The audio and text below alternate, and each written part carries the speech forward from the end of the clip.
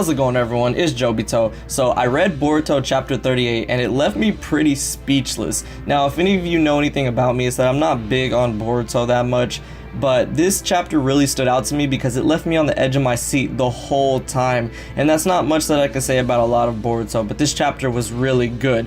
So there are going to be some spoilers. If you guys haven't read it, you can go down in the description below. I'll provide the link to go read it, or you can even read it after this. I'm not going to go through everything step by step, but I'm going to talk about a lot of the things in it that just were crazy to me and why this chapter was just, you know, it left me so speechless as it did. So starting off with it, it takes off from where chapter 37 left us with the confrontation between Naruto and Sasuke and Jigen, this guy that's just really strong and really crazy. So we see Sasuke telling Naruto, like, you know, this dude, he's like no joke and we need to take him out. So Sasuke just powers up into his perfect Susanoo, Naruto powers up into his QB avatar, and it's like, alright, we're about to go, let's get it. And so I was like, oh boy, here we go, it's about to go all out. So Sasuke, you know, he strikes at him with this Susanoo sword and he misses, and I was just like, okay, well, you know, maybe Jigen's just fast. But then he jumps up in the sky and just kicks Sasuke straight through the Susanoo, out the other side of it. He literally just penetrated the Susanoo with a kick and kicked Sasuke straight through it. And I was like, oh, there's no way he could just do that like that. And that was crazy. So Sasuke was as surprised as we were. So he lands on the ground and a rod comes through the ground and like gets him stuck. And I'm not sure if this is the same rods that, you know, Obito used in the war when he was trying to take control of the Jinchuriki and all that. But these rods seem similar to that. And so it had Sasuke pretty much stuck and trapped. So Jigen was just, you know, coming at him. And then Sasuke switches places with him with his Rinnegan. And I thought that was so cool because that was a nod to back then. Then Naruto, still in his QB avatar, comes out of nowhere and just attacks the mess out of Jigen while he's trapped by these rods with the QB's tails. He just barrages the whole area with the tails, like not giving up at all, and he didn't even touch him.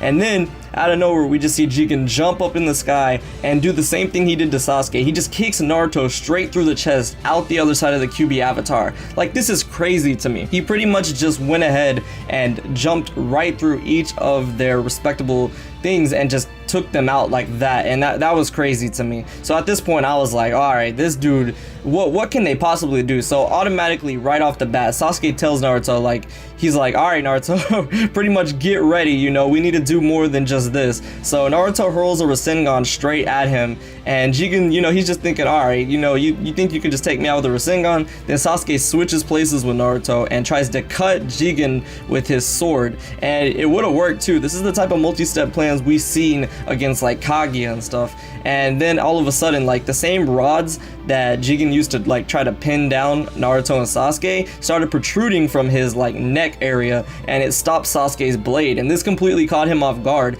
Then he just kicks Sasuke to the ground like he's trash, and I was just like, man, at this point, like, what are they gonna do? Like what can you possibly do against this? So Naruto, you know, he just runs towards him. I'm like, okay, maybe they could still pull something off here. Then Sasuke pulls out Amaterasu. Now I thought this is where the win was gonna come in sight, or at least something was gonna happen. Like, at this whole point, it's been 100% like a slaughter on Naruto and Sasuke's behalf, and I feel bad saying that, but it's kind of true. And then Sasuke just whips out the Amaterasu and he covers Jigen in this black flame, and I was like, alright, so this is definitely gonna do it. Then Jigen's like, oh, you know, the Amaterasu, yeah, I know about this. Black flames that extinguish until they burn their target. Well, you know, that doesn't work on me. And he just like flinches it off like it's nothing. And Naruto and Sasuke literally, I'm not making this up, they're just standing there looking at him like, bro, what is this, man? Like, what can we do? At this point, I'm just like, what can you do to take this man down? I'm over here looking like, where's Zetsu when we need him? Like, can we get Zetsu out here? We need someone to, like, you know, take this man out with like some BS plot.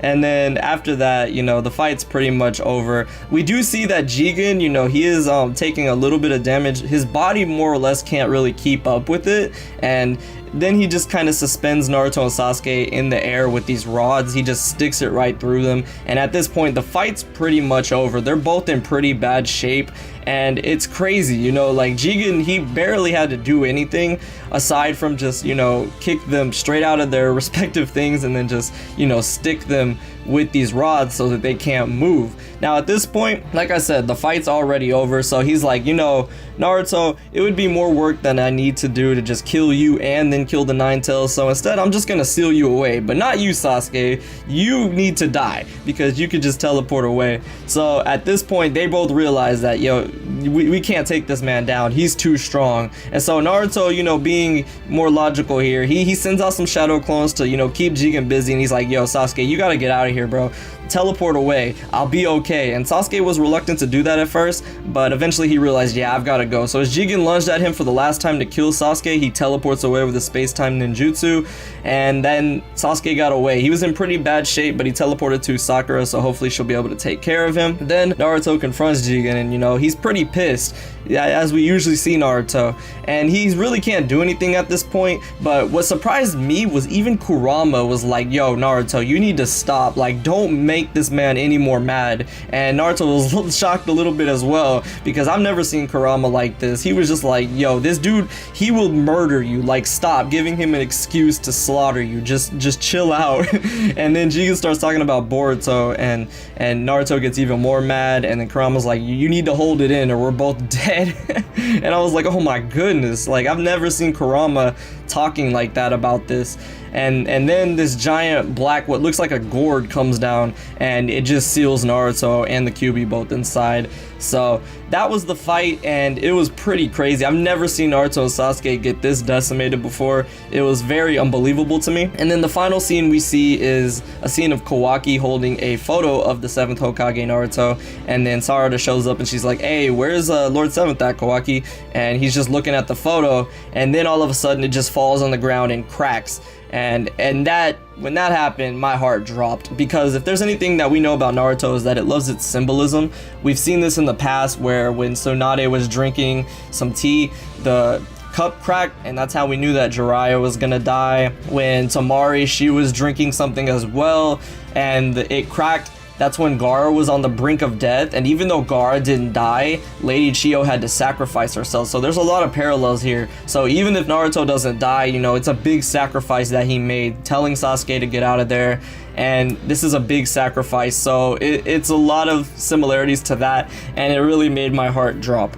So that's pretty much chapter 38. I did skim over a couple things. You can go down and read it below, but this fight was insane to me. The whole time my mouth was like dropped, because like I said, I've never seen Naruto and Sasuke get whooped this much before. Like, they did not stand a chance at all. That doesn't mean that they won't stand a chance in the future, but this man, he was very tough. Like I said though, he did sustain some damage because Jigen's body wasn't a good enough vessel for the Otsutsuki that they were pretty much taking on.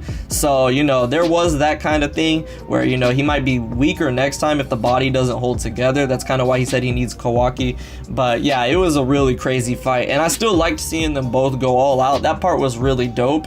It was just unfortunate to see that, and it really had me on the edge of my seat the whole time, so it was pretty cool to read. But yeah, that's gonna be it for this video. I hope y'all enjoyed this. Like I said, if you want to go read it, it's down in the description below. It was pretty cool and something different to try out. But yeah, thank you all so much for watching, and I'll see you all in the next video.